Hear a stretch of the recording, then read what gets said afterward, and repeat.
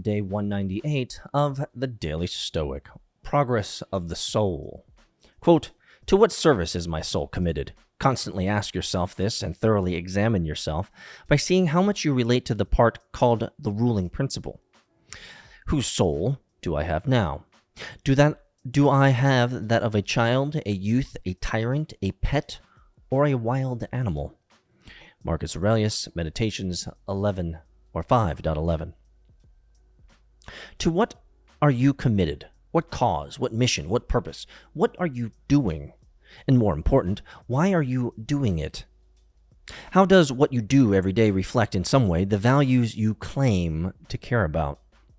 Are you acting in a way that's consistent with something you value, or are you wandering, unmoored to anything other than your own ambition? When you examine these questions, you might be uncomfortable with the answers. That's good. That means you've taken the first step to correcting your behavior, to being better than those wild creatures that Marcus Aurelius mentions. It also means you're closer to discovering what your duty calls you to do in life. And once you discover it, you've moved a little bit closer to fulfilling it.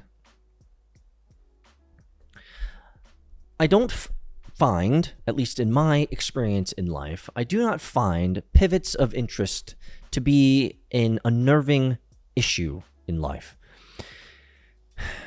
I find it actually to be natural that interests change, passions change, where you want to spend time, focus, and energy changes over life. This is good. This is okay. I think this is natural. And in many cases, if you're a postgraduate from a university, that's what the next decade is going to be of your life.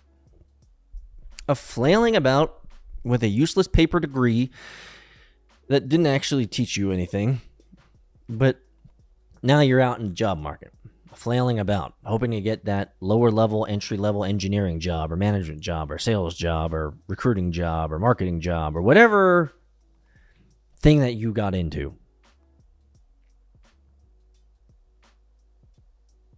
I think it's okay to flail. I think it's okay to dabble. There's nothing wrong with that. However, where that becomes a problem is when you move past your 20s into your 30s and 40s.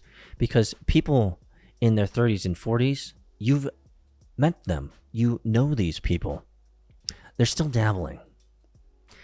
And it's a crying shame because they still haven't figured out that life need not be that hard.